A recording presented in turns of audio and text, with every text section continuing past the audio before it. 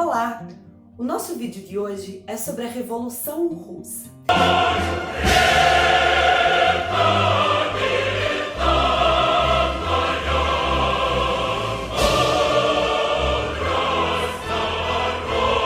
E algumas coisas que aconteceram antes da Revolução e que influenciaram diretamente nesse movimento.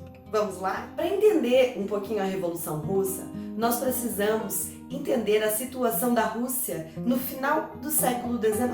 O Império Russo, no final do século XIX, era o maior país do mundo. Tinha cerca de 160 milhões de habitantes. A maior parte dessa população vivia no campo. A Rússia era uma monarquia absolutista, comandada por um czar.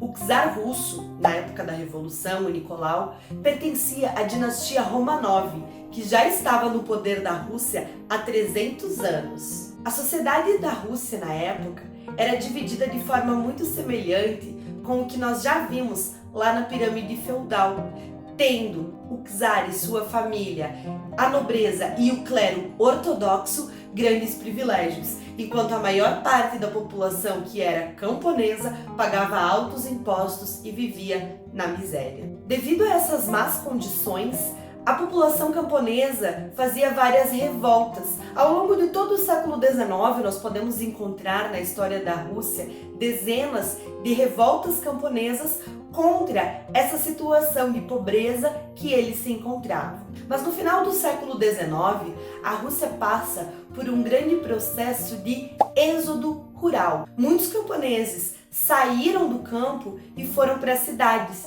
Devido a essas más condições, eles iam para a cidade em busca de mais empregos e boas condições de vida. Essa migração em massa dos camponeses para a área urbana resultou num processo de industrialização lá na Rússia.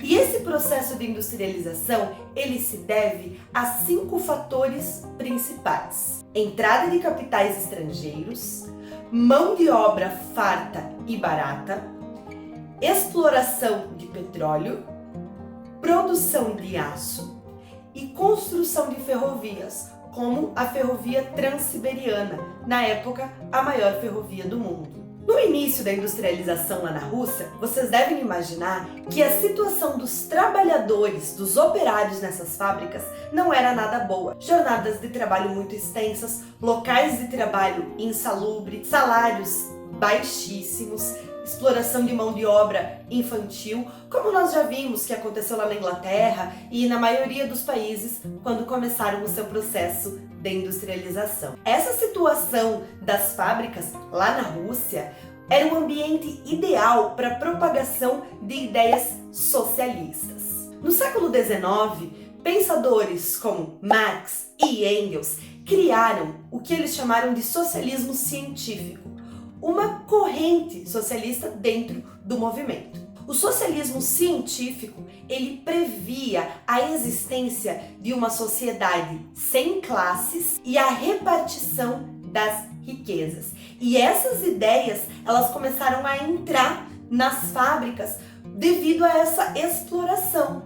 Os operários, eles viam nessas ideias socialistas uma forma de alcançar o poder e de se livrar dessa exploração que eles viviam. Marx dizia que a história de todas as sociedades é a história da luta de classes.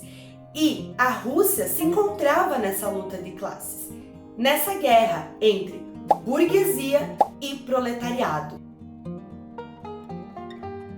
O proletariado, lembrando, eram esses trabalhadores assalariados, tanto na área rural quanto na área urbana. Mas nessa situação nós estamos falando principalmente dos operários das indústrias russas. Marx defendia a ideia de que deveria haver uma revolução do proletariado. O proletariado se revoltaria contra a burguesia e tomaria o poder. E aí instauraria o que ele chamava de ditadura do proletariado, onde tudo, as máquinas, as fábricas, tudo pertenceria ao Estado. Um dos grandes lemas do Marx era: trabalhadores do mundo, univos, Porque com isso ele dizia que os trabalhadores do mundo inteiro precisavam se unir para lutar contra essa exploração, para lutar contra a burguesia. Mas é porque Marx não viveu no meio de uma pandemia, né, univos, então não univos tanto assim, pelo menos não presencialmente.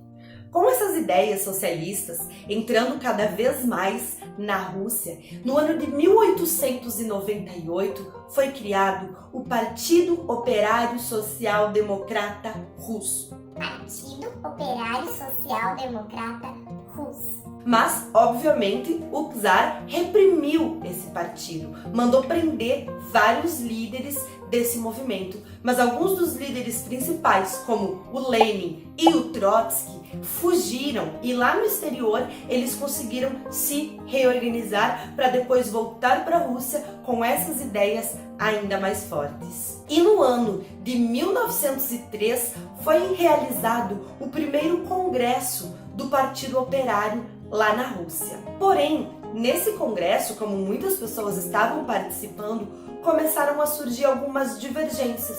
Grupos que tinham o mesmo objetivo, mas queriam alcançar esse objetivo de formas diferentes, utilizando estratégias diferentes. E com isso, lá nesse congresso em 1903, se formaram dois grupos: o grupo dos bolcheviques e o grupo dos mencheviques. O grupo dos mencheviques era a minoria. Menchevique significa minoria em russo. E eram liderados pelo Martov. Os mencheviques, eles eram um pouquinho mais moderados e eles defendiam que para tomar o poder, eles deveriam se aliar com a burguesia.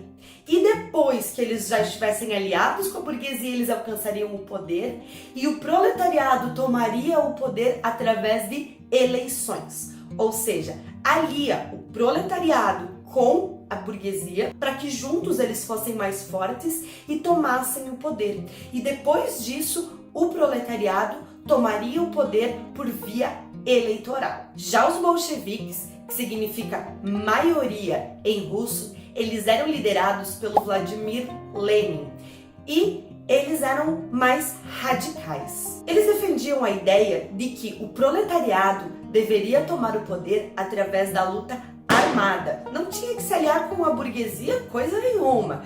Tinha que os proletários pegarem em armas e lutarem contra a opressão. E depois disso, eles instalariam a ditadura do proletariado. Depois de formados esses dois partidos lá na Rússia, aconteceram muitas coisas. Na verdade, nós vamos falar em duas revoluções, em 1905 e em 1917. Mas isso é o assunto para o próximo vídeo. Até lá!